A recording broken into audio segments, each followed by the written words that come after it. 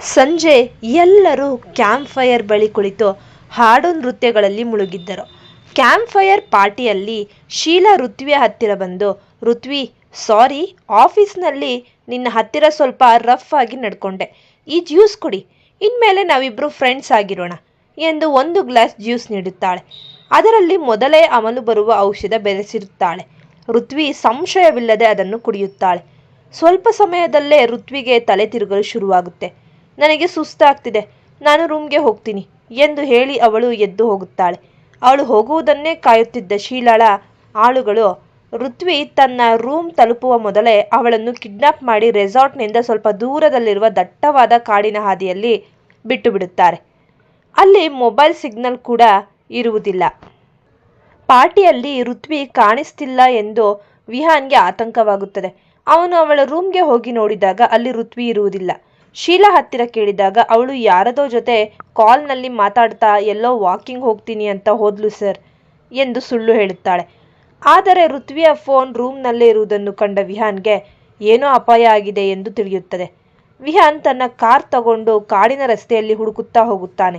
ಅತ್ತ ಅಮಲಿನಲ್ಲಿ ನಡೆಯಲಾಗದೆ ಋತ್ವಿ ಕೆಸರು ತುಂಬಿದ ದಾರಿಯಲ್ಲಿ ಬಿದ್ದು ಪ್ರಜ್ಞೆ ತಪ್ಪಿರುತ್ತಾಳೆ. ಆಗಲೇ ಜೋರಾಗಿ ಮಳೆ ಶುರುವಾಗುತ್ತದೆ. ವಿಹಾನ್ ಅವಳನ್ನು ಪತ್ತೆ ಹಚ್ಚಿ ಓಡಿ ಬಂದು ಎತ್ತಿಕೊಳ್ಳುತ್ತಾನೆ. ವಿಹಾನ್, ಋತ್ವಿ, ಕಣ್ಣು ಬಿಡು, ನಿನಗೆ ಏನಾಯ್ತು? ಋತ್ವಿ ಅರೆ ಮಜಲಿನಲ್ಲಿ ವಿಹಾನ್ ಕಾಲರ್ ಹಿಡಿದು, ಯಾಕೆ ಸರ್ ನನಗೆ ಇಷ್ಟೊಂದು ಕಾಟ ಕೊಡ್ತೀರಾ? ನಾನಂದರೆ ಅಷ್ಟು ದ್ವೇಷನಾ ನಿಮಗೆ ಎಂದು ಅಳುತ್ತಾ ಕೇಳುತ್ತಾಳೆ. ವಿಹಾನ್ಗೆ ಮೊದಲ ಬಾರಿಗೆ ಅವಳ ಮೇಲೆ ಮರುಕು ಮತ್ತು ಪ್ರೀತಿ ಒಟ್ಟಿಗೆ ಉಕ್ಕಿ ಬರುತ್ತದೆ. ಅವನು ಅವಳನ್ನು ಎತ್ತಿಕೊಂಡು ಹತ್ತಿರದ ಒಂದು ಸಣ್ಣ ಹಳೆಯ ಮರದ ಮನೆಗೆ ಹೋಗುತ್ತಾನೆ. ಮಳೆ ಬಿಟ್ಟು ಬಿಡದೆ ಸುರಿಯುತ್ತಿತ್ತು. ಋತ್ವಿ ಮೈಮೇಲೆಲ್ಲ ನೆನೆದು ಚಳಿಯಿಂದ ನಡುಗುತ್ತಿದ್ದಳು. ಪ್ರಜ್ಞೆ ತಪ್ಪಿದ ಅವಳನ್ನು ವಿಹಾನ್ ಬೆಚ್ಚಗಿನ ಬ್ಲಾಂಕೆಟ್ನಲ್ಲಿ ಸುತ್ತಿ ಕೂರಿಸಿದ. ಅವಳ ನಡುಕ ನೋಡಲಾರದೆ ವಿಹಾನ್ ಅವಳನ್ನು ಬಿಗಿಯಾಗಿ ಅಪ್ಪಿಕೊಂಡನು. ಮೆಲ್ಲನೆ ಕಣ್ಣು ಬಿಟ್ಟು ಋತ್ವಿ ಅಮಲಿನಲ್ಲಿ ತನ್ನ ಎದುರಿಗಿರೋದು ತನ್ನ ಪ್ರೀತಿಯ ಸ್ನೇಹಿತ ಅನಿಕೆ ತಂದುಕೊಂಡಳು. ಅನಿ ಚಳಿಯಾಗ್ತಿದೆ ಎಂದು ಅವನ ಎದೆಯಲ್ಲಿ ಮುಖ ಮುಚ್ಚಿಕೊಂಡಳು. ವಿಹಾನ್ಗೆ ಒಂದು ಕ್ಷಣ ನೋವಾಯಿತು. ಆದರೆ ಅವಳ ಅಸಹಾಯಕತೆಯನ್ನು ಕಂಡು ಅವಳ ಹಣೆಗೆ ಮುತ್ತಿಟ್ಟನು. ಇಡೀ ರಾತ್ರಿ ಅವಳನ್ನು ತನ್ನ ತೋಳುಗಳಲ್ಲಿ ಅಪ್ಪಿಕೊಂಡೇ ಕಳೆದನು. ಬೆಳಗ್ಗೆ ಎಚ್ಚರವಾದ ಋತ್ವಿ ತಾನು ವಿಹಾನ್ ಅಪ್ಪುಗೆಯಲ್ಲಿರುವುದನ್ನು ಕಂಡು ಬೆಚ್ಚಿಬಿದ್ದಳು. ನೀವು ನನ್ನ ಜೊತೆ ಏನು ಮಾಡ್ತಿದ್ದೀರಿ ಎಂದು ಸಿಟ್ಟಿನಿಂದ ಕಿರುಚಿದಳು. ವಿಹಾನ್ ಸತ್ಯ ಹೇಳಲು ಹೋದಾಗ, ಸಾಕು ಮಾಡಿ ನನ್ನ ಅಸಹಾಯಕತೆಯನ್ನು ಬಳಸಿಕೊಂಡಿದ್ದೀರಿ ಎಂದು ಅಳುತ್ತಾ ರೆಸಾರ್ಟ್ ಕಡೆ ಓಡಿದಳು. ವಿಹಾನ್ಗೆ ತಾನು ಮಾಡಿದ ಪ್ರೀತಿಯ ಕೆಲಸ ಅವಳಿಗೆ ತಪ್ಪಾಗಿ ಅರ್ಥವಾಗಿತ್ತು ನೋಡಿ ಸಂಕಟವಾಯಿತು. ರೆಸಾರ್ಟ್ಗೆ ವಿಹಾನ್ ಮತ್ತು ಋತ್ವಿ ಒಟ್ಟಿಗೆ ಬಂದದ್ದನ್ನು ಕಂಡು ಶೀಲಾ ಶಾಕ್ ಆದಳು. ಹೇಗೆ ಬದುಕಿ ಬಂದಳು ಎಂಬ ಅವಳ ಪ್ರಶ್ನೆಗೆ ವಿಹಾನ್ನ ಕೆಂಡದಂತಹ ನೋಟವೇ ಉತ್ತರವಾಗಿತ್ತು. ವಿಹಾನ್ಗೆ ಇದು ಶೀಲಾಳ ಕೆಲಸ ಅಂತ ಗೊತ್ತಾಗಿತ್ತು. ಶೀಲಾಳ ಪ್ಲಾನ್ ಉಲ್ಟಾ ಹೊಡೆದು ಅವಳ ಮುಖ ಸಪ್ಪಗಾಗಿತ್ತು. ಮರುದಿನ ಎಲ್ಲರೂ ಕೊಡಗಿನ ಬೆಟ್ಟ ಹತ್ತಲು ಹೋದರು. ಋತ್ವಿ ಹಠ ಹಿಡಿದು ವಿಹಾನ್ನಿಂದ ದೂರ ನಡೆಯುತ್ತಿದ್ದಳು. ಆದರೆ ಕಾಡಿನ ಕಲ್ಲುಗಳ ನಡುವೆ ಕಾಲು ಜಾರಿ ಅವಳ ಪಾದಕ್ಕೆ ಬಲವಾದ ಪೆಟ್ಟಾಯಿತು. ನೋವಿನಿಂದ ಅವಳು ಅಲ್ಲಿಯೇ ಕುಳಿತಾಗ ವಿಹಾನ್ ಎಲ್ಲರ ಮುಂದೆ ಬಂದು ಅವಳನ್ನು ಸೀದಾ ಎತ್ತಿಕೊಂಡನು. ಶೀಲಾ, ಸರ್, ನಾನು ಹೆಲ್ಪ್ ಮಾಡ್ತೀನಿ ಬಿಡಿ. ವಿಹಾನ್, ಬೇಕಾಗಿಲ್ಲ ಶೀಲಾ, ನನ್ನ PA ಜವಾಬ್ದಾರಿ ನಂದು. ವಿಹಾನ್ ಅವಳನ್ನು ಎತ್ತಿಕೊಂಡು ಬೆಟ್ಟ ಇಳಿಯುವುದನ್ನು ನೋಡಿ ಆಫೀಸ್ ಸ್ಟಾಫ್ ಅಚ್ಚರಿಪಟ್ಟರು. ವಾವ್, ನೋಡಿ ವಿಹಾನ್ ಸರ್ ಎಷ್ಟು ಕೇರಿಂಗ್ ಅಲ್ವಾ, ಎಂಥ ಜೋಡಿ ಇವರಿಬ್ಬರದು ಎಂದು ಎಲ್ಲರೂ ಕುಚ್ ಕುಚ್ ಮಾತನಾಡಿಕೊಳ್ಳತೊಡಗಿದರು. ಶೀಲಾಗೆ ಹೊಟ್ಟೆ ಉರಿ ತಾಳಲಾರದೆ ಹೋಯಿತು. ಕೊಡಗಿನ ಪ್ರಕೃತಿ ಸೌಂದರ್ಯವನ್ನು ಸವಿದು ಎಲ್ಲರೂ ಬೆಂಗಳೂರಿಗೆ ಹೊರಟರು. ಬಸ್ಸಿನಲ್ಲಿ ಋತ್ವಿ ವಿಹಾನ್ನನ್ನೇ ಗಮನಿಸುತ್ತಿದ್ದಳು. ಇವರು ನಿಜವಾಗಿಯೂ ಅಹಂಕಾರಿನ ಅಥವಾ ನನ್ನ ಮೇಲೆ ಕಾಳಜಿ ಇದೆಯಾ ಎಂಬ ಗೊಂದಲ ಅವಳನ್ನು ಕಾಡತೊಡಗಿತು. ವಿಹಾನ್ ಮಾತ್ರ ಕಿಟಕಿಯ ಹೊರಗೆ ನೋಡುತ್ತಾ ಅವಳನ್ನು ಬೆಂಗಳೂರಿನಲ್ಲಿ ಹೇಗೆ ತನ್ನವಳನ್ನಾಗಿ ಮಾಡಿಕೊಳ್ಳಬೇಕು ಎಂದು ಪ್ಲಾನ್ ಮಾಡುತ್ತಿದ್ದ. ಪ್ರೀತಿಯ ಸಾಗರದ ಮನೆಯಲ್ಲಿ ಅಂದು ರಾತ್ರಿ ಎಲ್ಲ ಊಟಕ್ಕೆ ಕುಳಿತಿರುತ್ತಾರೆ. ತಾಯಿ ಶೈಲಜಾ ಅವರು ತನ್ನ ಪತಿ ರಾಜಶೇಖರ್ ಕಡೆ ನೋಡುತ್ತಾ ನೀವೇ ಮಾತಾಡಿ ಎಂದು ಕಣ್ಣು ಸನ್ನೆ ಮಾಡುತ್ತಿದ್ದರೆ ಅವರು ನೀನೇ ಹೇಳೆ ಅಂತ ಹೇಳುತ್ತಿದ್ದಾರೆ. ಇದನ್ನು ನೋಡಿ ಊಟದ ಸಮಯದಲ್ಲಿ ಡಿಸ್ಟರ್ಬ್ ಆದ ವಿಹಾನ್, ಏನು ನಿಮ್ಮದು ಅಂತ ಅವರಪ್ಪನನ್ನ ಉದ್ದೇಶಿಸಿ, ಮೊದಲೇ ಈ ಮನುಷ್ಯನ ಕಂಡ್ರೆ ಆಗ್ದು ನನಗೆ, ಏನೋ ಅಣ್ಣನ ಒತ್ತಾಯಕ್ಕೆ ಊಟಕ್ಕೆ ಕುಳಿತರೆ ತಿನ್ನೋದಕ್ಕೆ ಇಲ್ಲೂ ನೆಮ್ಮದಿ ಇಲ್ಲ ಅಂತ ಎದ್ದೋಗಬೇಕಾದರೆ ಆರವ್, ವಿಹು ಸುಮ್ಮನೆ ಕೂರು ಅಂತ ಅವನ ಕೈ ಹಿಡಿದು ಕೂರಿಸುತ್ತಾನೆ. ರಾಜಶೇಖರ್ಗೆ ವಿಹಾನ್ ಆಡಿದ ಮಾತಿಗೆ ನೋವಾದರೂ ಅವರು ಮಾತನಾಡದೆ ಸುಮ್ಮನೆ ಕೂರುತ್ತಾರೆ. ಶೈಲಜಾ ವಾತಾವರಣ ತಿಳಿಗೊಳಿಸಲು, ಆರವ್, ಈಗಾಗಲೇ ನಿನಗೆ 29 ವರ್ಷ ಆಗಿದೆ. ನಿನಗೊಂದು ಮದುವೆ ಮಾಡೋಣ ಅಂತ. ಏನಂತೀಯ? ಅವರ ಮಾತು ಕೇಳಿ ಊಟ ಮಾಡುತ್ತಿದ್ದ ಸುಪ್ರದಾಗೆ ನೆತ್ತಿ ಹತ್ತುತ್ತೆ. ಹೇ ಮಮ್ಮಿ, ಅಣ್ಣಂಗೆ ಏನೋ 50 ವರ್ಷ ಆಗಿರೋ ಥರ ಫೀಲ್ ಮಾಡ್ತಿದ್ದೀಯಾ? ಈಗೆಲ್ಲ ಎಷ್ಟೋ ಜನ ಮದುವೆ ಆಗದೆ ಲಿವಿಂಗ್ ಟುಗೆದರ್ ಇರುತ್ತಾರೆ. ನೀನು ಇನ್ನೂ ಓಲ್ಡ್ ಕಾಲದಲ್ಲಿ ಇದ್ದೀಯಾ ಅಂತ ಕಿಚಾಯಿಸ್ತಾಳೆ. ಆರವ್, ಸುಪ್ಪಿ ಸುಮ್ಮನೆ ಇರು ಅಂದು ಅಮ್ಮನ ಕಡೆ ತಿರುಗಿ, ಅಮ್ಮ ಈಗ ಅಂತ ವಯಸ್ಸು ನನಗೇನಾಗಿದೆ, ಇನ್ನೂ ಟೈಮ್ ಇದೆ, ಮುಂದೆ ಆಗೋಣ ಅಂದಾಗ ಶೈಲಜಾ, ನೋಡು ಆರವ್, ಅದೇನು ಮಾಡ್ತೀಯೋ ಗೊತ್ತಿಲ್ಲ, ನೀನು ಮದುವೆಗೆ ಒಪ್ಕೋಬೇಕು, ಇಲ್ಲ ವಿಹಾನ್ ನೀನು ಮದುವೆ ಆಗಬೇಕು, ಇಬ್ಬರಲ್ಲಿ ಒಬ್ಬರು ಮದುವೆ ಆಗಲೇಬೇಕು, ಇಲ್ಲ ಅಂದರೆ ನನ್ನ ಮೇಲೆ ಆಣೆ ಅಂತ ಹೇಳಿ ಅಲ್ಲಿಂದ ಹೋಗುತ್ತಾರೆ. ವಿಹಾನ್ ತಲೆ ಮೇಲೆ ಕೈ ಹೊತ್ಕೊಂಡು ಕೂರುತ್ತಾನೆ. ಅಣ್ಣ ನೋಡು, ನನ್ನ ಈ ವಿಷಯದಲ್ಲಿ ತಗ್ಲಾಕ್ಬೇಡ, ನೋಡು ಮದುವೆಗೆ ಒಪ್ಪಿಕೋ ಸುಮ್ಮನೆ ಅಂತ ಅಲ್ಲಿಂದ ಹೋಗುತ್ತಾನೆ. ಸುಪ್ಪಿ ಆರವ್ ಮುಖ ನೋಡುತ್ತಾ, ಬ್ರೋ ಮಮ್ಮಿ ಮಾತಿಗೆಲ್ಲ ತಲೆ ಕೆಡಿಸ್ಕೋಬೇಡ ಅಂತ ಹೇಳಿ ಅಲ್ಲಿಂದ ಹೋಗುತ್ತಾಳೆ. ರಾಜಶೇಖರ್ ಅವನ ಮುಖ ನೋಡುತ್ತಾ, ಆರು ನಿನಗೆ ಒಂದು ಸತ್ಯ ಹೇಳಬೇಕು ಬಾ ಅಂತ ಅಲ್ಲಿಂದ ಅವರ ಸ್ಟಡಿ ರೂಮ್ಗೆ ಕರೆದುಕೊಂಡು ಹೋಗುತ್ತಾರೆ. ಶೈಲಜಾ ಅವರಿಗೆ ಆಗಲೇ ಒಂದು ಸರಿ ಮೈನರ್ ಹಾರ್ಟ್ ಅಟ್ಯಾಕ್ ಆಗಿರೋದು, ಹಾಗೆ ಇದನ್ನು ನಿಮಗೆ ತಿಳಿಸಬೇಡಿ ಅನ್ನದ್ದು ಎಲ್ಲರೂ ಹೇಳುತ್ತಾರೆ. ವಿಷಯ ಕೇಳಿದ್ದ ಆರವ್ಗೆ ಶಾಕ್ ಆಗುತ್ತೆ. ಸರಿ ಅಪ್ಪ, ನೀವೇನು ಯೋಚನೆ ಮಾಡಬೇಡಿ, ನಾನು ಮದುವೆ ಆಗ್ತೀನಿ ಅಂತ ಹೇಳಿ ಅಮ್ಮನ ರೂಮ್ಗೆ ಹೋಗುತ್ತಾನೆ. ಶೈಲಜಾ ಬಳಿ ಹೋಗಿ, ಅಮ್ಮ ನನಗೆ ಮದುವೆಗೆ ಒಪ್ಪಿಗೆ ಇದೆ, ಆದರೆ ನಾನು ಒಂದು ಹುಡುಗಿಯನ್ನು ಇಷ್ಟಪಟ್ಟಿದ್ದೀನಿ, ಆದರೆ ಅವಳಿಗೆ ನಾನು ಇನ್ನೂ ಇಷ್ಟಪಡೋದು ಹೇಳಿಲ್ಲ ಅಂತ ಅವರ ಮುಖ ನೋಡಿದಾಗ ಅವರು ಖುಷಿಯಿಂದ, ನೀನು ಯಾರನ್ನಾದರೂ ಮದುವೆ ಆಗೋ ಆರು, ನನಗೆ ತೊಂದರೆ ಇಲ್ಲ, ಇನ್ನು ಒಂದೇ ವಾರ ಟೈಮ್ ನಿನಗೆ, ಆ ಹುಡುಗಿಯನ್ನು ಮದುವೆಗೆ ಒಪ್ಸು ಅಂತ ಹೇಳ್ತಾರೆ. ಅವನು ಸರಿ ಅಂತ ಹೇಳಿ ಅಲ್ಲಿಂದ ಹೋಗ್ತಾನೆ. ಆರವ್ ತನ್ನ ತಮ್ಮ ವಿಹಾನ್ ಬಳಿ ಹೋಗಿ ನಡೆದಿದ್ದು ಎಲ್ಲ ಹೇಳುತ್ತಾನೆ. ಅವನಿಗೆ ತಾಯಿಯ ಆರೋಗ್ಯದ ಬಗ್ಗೆ ಕೇಳಿ ನೋವಾಗುತ್ತೆ. ಅಮ್ಮ ಇಂಥ ವಿಷಯ ಮುಚ್ಚಿಟ್ಟು ಬಿಟ್ರಲ್ಲ ಅಂತ. ಹಾಗೆ ಆರವ್ ಇಷ್ಟಪಡುತ್ತೀರಾ ಹುಡುಗಿ ಯಾರೆಂದು ಕೇಳಿದಾಗ ಆರವ್ ನಗುತ್ತಾ ಋತ್ವಿ ಅನ್ನುತ್ತಾನೆ. ಅದನ್ನು ಕೇಳಿದ ವಿಹಾನ್ ಮೈಯಲ್ಲಿರೋ ರಕ್ತ ಖಂಡಗಳೆಲ್ಲ ಕುದಿಯಲು ಆರಂಭಿಸುತ್ತೆ.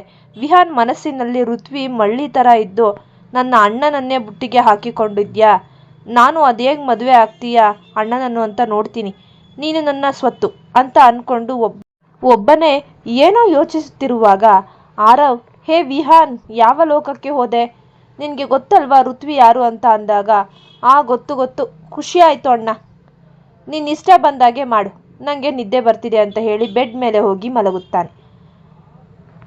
ಆರವ್ನ ಮನಸ್ಸಿಗೆ ತುಸು ನೆಮ್ಮದಿ ಅನಿಸಿ ಅಲ್ಲಿಂದ ಹೋಗುತ್ತಾನೆ. ಈ ಕಡೆ ವಿಹಾನ್ಗೆ ಋತ್ವಿ ಮೇಲೆ ಮೂಡಿದ್ದ ಒಲವು ದ್ವೇಷಕ್ಕೆ ತೆರಳುತ್ತದೆ.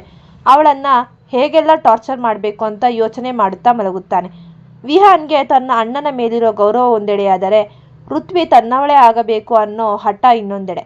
ಅಣ್ಣನಿಗೆ ವಿಷಯ ತಿಳಿದರೆ ಅಮ್ಮನ ಆರೋಗ್ಯ ಕೆಡಬಹುದು ಎಂಬ ಭಯವೂ ಅವನನ್ನು ಕಾಡುತ್ತಿದೆ. ಆದರೆ ಅವನ ದ್ವೇಷ ಈಗ ಋತ್ವಿಯ ಮೇಲೆ ತಿರುಗಿದೆ.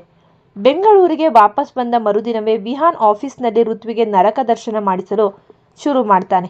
ಸಣ್ಣ ತಪ್ಪುಗಳಿಗೂ ಎಲ್ಲರ ಮುಂದೆ ಅವಮಾನ ಮಾಡುವುದು, ರಾತ್ರಿ ತಡವಾಗುವವರೆಗೂ ಆಫೀಸ್ನಲ್ಲೇ ಇರುವಂತೆ ಮಾಡುವುದು ಅವನ ದಿನಚರಿಯಾಗುತ್ತದೆ. ವಿಹಾನ್, ಋತ್ವಿ ನೀನು ಬರೀ ಕೆಲಸದವಳಲ್ಲ, ನನ್ನ ಅಣ್ಣನಿಗೆ ಗಾಳ ಹಾಕಿರೋ ದೊಡ್ಡ ಕಿಲಾಡಿ ಅಂತ ಈಗ ಅರ್ಥ ಆಯಿತು. ನಿನ್ನ ಈ ಮುಗ್ಧ ಮುಖದ ಹಿಂದೆ ಇಷ್ಟೊಂದು ಸಂಚು ಇದೆಯಾ? ಋತ್ವಿ ಅಚ್ಚರಿಯಿಂದ ನೋಡುತ್ತಾಳೆ. ಸರ್, ನೀವು ಏನು ಮಾತಾಡ್ತಿದ್ದೀರಾ ಅಂತ ನಿಮ್ಗಾರು ಅರ್ಥ ಆಗ್ತಿದೆಯಾ ಎಂದು ಪ್ರಶ್ನಿಸುತ್ತಾಳೆ. ಆದರೆ ವಿಹಾನ್ ಅವಳ ಮಾತು ಕೇಳುವ ಸ್ಥಿತಿಯಲ್ಲಿ ಇಲ್ಲ. ವಾರದ ಅಂತ್ಯದಲ್ಲಿ ಆರವ್ ಋತ್ವಿಯನ್ನು ಒಂದು ಸುಂದರವಾದ ಕಾಫಿ ಶಾಪ್ಗೆ ಕರೆಯುತ್ತಾನೆ. ಅಲ್ಲಿ ತಾನು ಅವಳನ್ನು ಪ್ರೀತಿಸುತ್ತಿರುವ ವಿಷಯವನ್ನು ತಿಳಿಸುತ್ತಾನೆ. ಆರವ್, ಋತ್ವಿ, ನಿಮ್ಮ ತಂದೆ ಚಿಕಿತ್ಸೆಯ ಸಮಯದಲ್ಲಿ ನಿಮ್ಮ ಜವಾಬ್ದಾರಿ ಮತ್ತು ನೈತಿಕತೆ ನೋಡಿ ನಾನು ಇಷ್ಟಪಟ್ಟೆ. ನನ್ನ ಅಮ್ಮನಿಗೂ ನಿನ್ನನ್ನು ನೋಡುವ ಆಸೆ ಇದೆ, ಮದುವೆಯಾಗ್ತೀಯಾ? ಋತ್ವಿ ಶಾಕ್ ಆಗ್ತಾಳೆ. ಅವಳಿಗೆ ಆರವ್ ಮೇಲೆ ಗೌರವ ಇದೆಯೇ ಹೊರತು ಪ್ರೀತಿಯಲ್ಲ. ಆದರೆ ತಂದೆಯ ಪ್ರಾಣ ಉಳಿಸಿದ ಉಪಕಾರ ಅವಳ ಕಣ್ಮುಂದೆ ಬರುತ್ತದೆ. ಜೊತೆಗೆ ವಿಹಾನ್ ನೀಡುತ್ತಿರುವ ಕಾಟದಿಂದ ತಪ್ಪಿಸಿಕೊಳ್ಳಲು ಇದೊಂದು ದಾರಿ ಎನಿಸುತ್ತದೆ. ಅವಳು ಸಮಯ ಕೇಳುತ್ತಾಳೆ. ಆರವ್ ಮತ್ತು ಋತ್ವಿ ಭೇಟಿಯಾಗಿದ್ದನ್ನು ತಿಳಿದ ವಿಹಾನ್ ತನ್ನ ತಾಳ್ಮೆ ಕಳೆದುಕೊಳ್ಳುತ್ತಾನೆ. ಋತ್ವಿ ತನ್ನ ಅಣ್ಣನಿಗೆ ಹ್ಞೂ ಎಂದರೆ ಅವಳು ಶಾಶ್ವತವಾಗಿ ತನ್ನಿಂದ ದೂರವಾಗ್ತಾಳೆ ಎಂದು ಅಂದುಕೊಳ್ಳುತ್ತಾನೆ. ಅವನು ಒಂದು ನಿರ್ಧಾರಕ್ಕೆ ಬರುತ್ತಾನೆ. ಒಂದು ದಿನ ಋತ್ವಿ ಆಫೀಸ್ ಮುಗಿಸಿ ಮನೆಗೆ ಹೋಗುವಾಗ ವಿಹಾನ್ ಅವಳನ್ನು ಬಲವಂತವಾಗಿ ತನ್ನ ಕಾರಿಗೆ ಎಳೆದುಕೊಂಡು ಹೋಗುತ್ತಾನೆ. ನಗರದ ಹೊರವಲಯದ ಫಾರ್ಮ್ ಹೌಸ್ಗೆ ಅವಳನ್ನು ಕರೆದೊಯ್ದು ವಿಹಾನ್ ಅವಳನ್ನು ಗೋಡೆಗೆ ತಳ್ಳಿ ಸಿಟ್ಟಿನಿಂದ ಅಬ್ಬರಿಸುತ್ತಾನೆ. ವಿಹಾನ್, ನನ್ನ ಅಣ್ಣನನ್ನ ಮದುವೆ ಆಗೋ ಕನಸು ಕಾಣ್ತಿದ್ದೀಯಾ?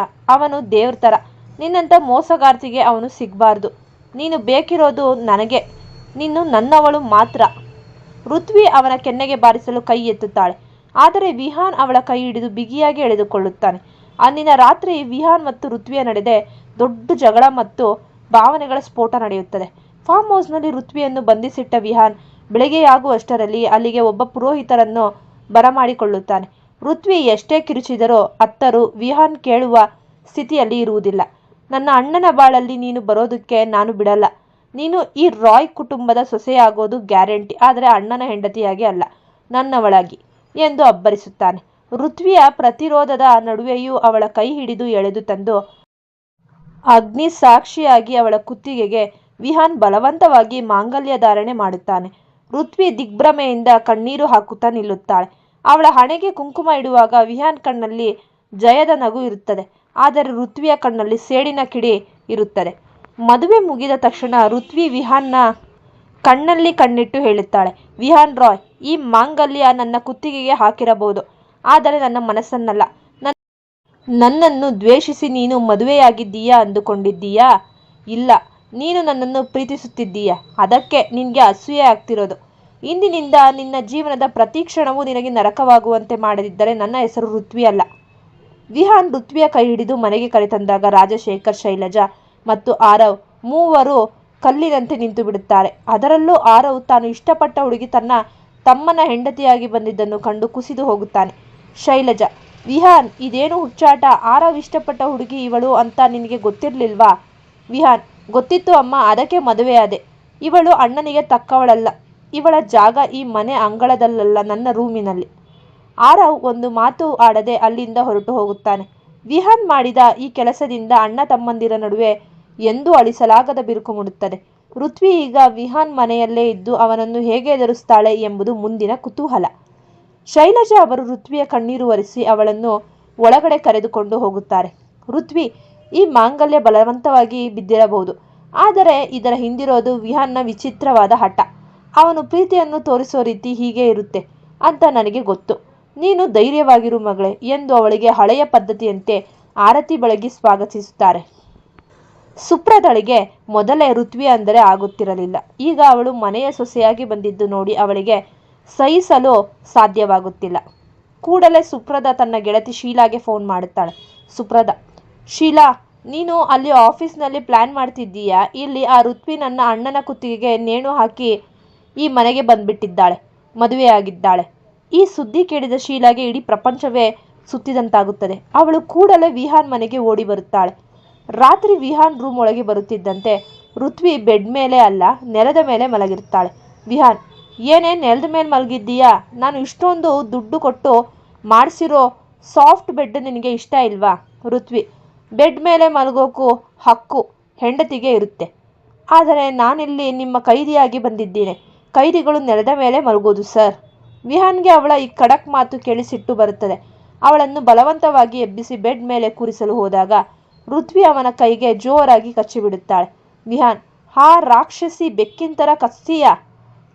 ಋತ್ವಿ, ನೀವು ಹುಲಿ ಥರ ಹಾಡಿದ್ರೆ ನಾನು ಬೆಕ್ಕಿನ ಥರ ಪರ್ಚೋದು ಗ್ಯಾರಂಟಿ.